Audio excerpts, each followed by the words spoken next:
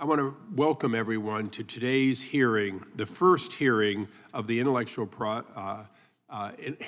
IP subcommittee of the Judiciary, and intellectual property and strategic competition with China was chosen to be our first hearing, chosen not because we have exclusive jurisdiction over China, but because it was incredibly important that we look at what is now the third largest applicant for patents and an organization who has a strategic plan. As we'll hear from our witnesses today, America, the heartland of innovation, is in fact fertile ground for China's investment in our patents. American national security is at risk because of China's government's quest to achieve superiority using both internal and externally gotten technology. They will use both legal and illegal means in order to gain technology that they take to China and often use to create secondary patents, meaning steal the technology from here, patent back here again, sue then here. Our witnesses represent a broad group of experts in the area, and I believe they will both educate us and, to a certain extent, scare many of us. The fact is, we understand that China is one of our largest trading partners. China is arguably our peer in total GDP and has a growth rate that is likely to exceed ours in the coming years. Normally, that would be a good thing. Ever since Nixon went to China, we have believed that engagement with China and the growth of private enterprise and wealth of the Chinese people would in fact moderate the behavior of the Chinese Communist Party. As we'll hear from our witnesses today, not on the dealing of the Chinese Party, but on the dealing of the government relative to their desire to take from America and Europe technology for Chinese global advantage. And what is the price tag of that? To the U.S. economy, it represents anywhere from a low of $250 billion to estimates that reach or exceed $600 billion a year. That's more than the GDP of many aspiring countries.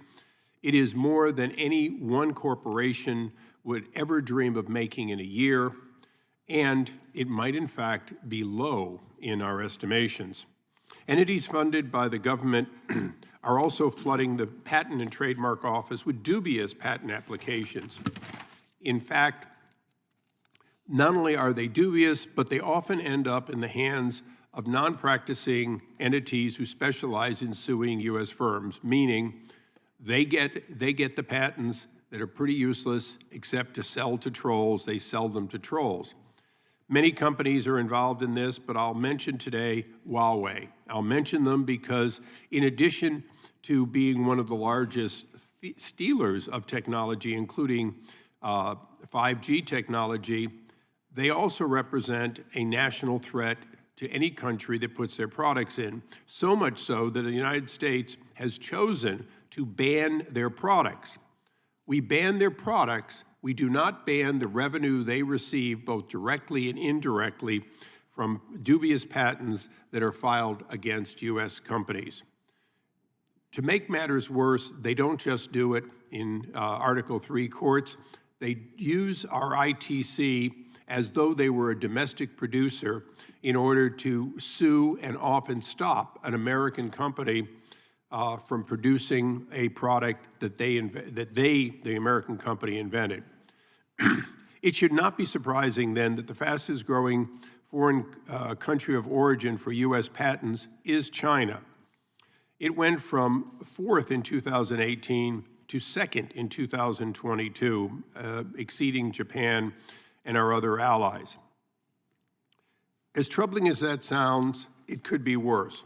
The World Trade Organization, the WTO, with support of the Biden administration, adopted a waiver that permitted China and other nations to disregard IP rights on COVID vaccines held by American companies. That is essentially a transfer of technology to China and other countries, and I would mention China and India as the two major beneficiaries. What's more troubling is the desire to make this a regular practice of essentially, after someone has invested millions or billions, to simply set aside their patent rights. When patent rights are set aside, there is two sets of damage that can occur. The first set is the obvious, that your foreign markets disappear because the technology is available, and instead of buying your product or licensing your patent, they simply produce the competing product. But what makes matters worse is this technique also can create the seed for companies that otherwise would never be able to catch up or even pass us, and essentially put the U.S. innovator out of business by flooding the market with products that are the fruit of a patent not paid for, but given away. Many of these things would appear at times to be partisan issues. And certainly the fact that President Biden has made this decision makes it seem partisan. But let there be no doubt, many presidents of both parties have wanted to look on the world stage as though they cared more about the rest of the world than they cared about American ingenuity being properly rewarded as the Constitution requires. So although I make this point, and I will be have introduced the No Free Trips Act, I want to make it clear we expect this to be and continue to be, on this president and those that follow, a bipartisan issue, one in which members who care about domestic intellectual property production will side with making it stronger, and those who care about a global view may choose to be on the other side. I don't believe that will come out on partisan lines as much as it will come on ideological lines. Many of my best partners over my 24 years in Congress, 23 going on 24, have in fact been members on that side of the dais, and I expect that to continue to be. Unfortunately, China has learned to capitalize on developments of certain U.S. States in addition to that. Today, we will touch on, to a certain extent, on non-compete agreements. I expect this will not be the only time. My home state of California has effectively made non-compete illegal. As a result, anyone who takes a job in California has a free ticket to go from California with any technology they've gained, including trade secrets, and simply go to another country with it and sell it. There are countless examples of that, including Qualcomm, Intel, and Google, and Apple, who have been the victims of technology developed, trade secrets developed, simply going to another country. And again, if they go to China, they often end up in patents that are the fruit of that otherwise unknown or developing technology.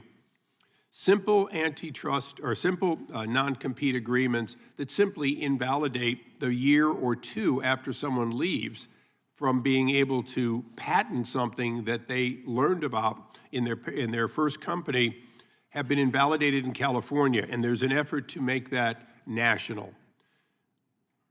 Let there be no doubt, we support the idea that people should be able to leave a job and go to another job. No non-compete should bar somebody from being able to continue to operate with the knowledge and training that they came in with. But there's a huge difference between a salesman going from one company to another and a salesman leaving with the price list, the customer list, and all the data, and simply moving over to another company and saying, I come with the information that I took from my company. That's easy for people to understand. It is more complicated often to understand when you have intellectual property or the knowledge that is in a nascent way, but extremely valuable.